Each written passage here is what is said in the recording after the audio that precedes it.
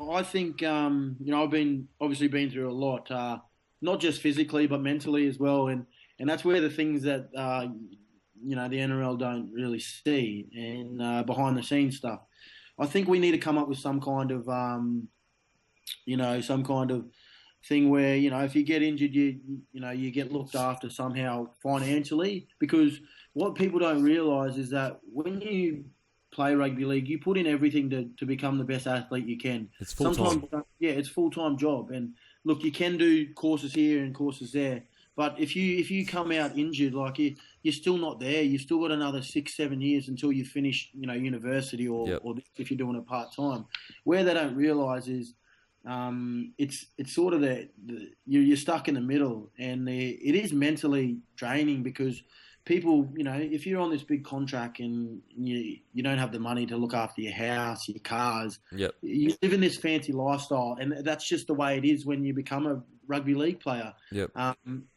And these are unfortunate events. They Yep. should have a disclaimer where or something like that where there's some kind of support financially that because that's the biggest thing. It's just financial, I reckon. Yep.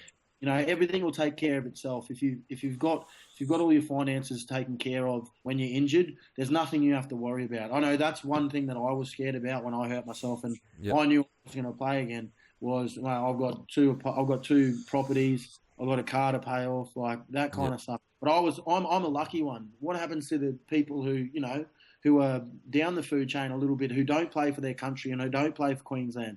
What happens there? You don't get those opportunities. So I do feel for those boys. I Yep. really, really do. I was lucky. I was at such a great family club, and they're so professional, and they look after their own, that I was looked after. And the NRL just need to have a look at it somehow. And I know there's a lot of work going into it, but I don't want to go too deep in it because otherwise we'll get in too much trouble.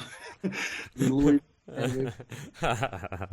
um, yeah, I agree, man. I really feel that they should help ease people in to life after. So whatever it is, whether it be like paying for them to live a decent life for maybe 2 or 3 years to get to get a degree or whatever, because it's not like there's 10 people getting injured every year and quitting. It's like one a year, if that. Yeah, It's yeah. not it wouldn't be a huge Mate, loss. as a association and as the NRL, they make a lot of money, mate, to be able to do that kind of stuff. Whether it's looking after one person a year, to be honest, mate, I'm sure as a player, I'm sure I attract a lot of people to the game, and I'm not saying that because I'm trying to be No, arrogant or it's a anything like fact. that, but it is just a fact, and people do that. Players can attract people to the game, and I do that. The people that looked after me in this situation are, the Brisbane Broncos, and I love them for it. And the NRL did, help me a little bit, but what happens to those other boys, like Tanoa Tuiaki and Dwyer. I mean, those boys need the love too.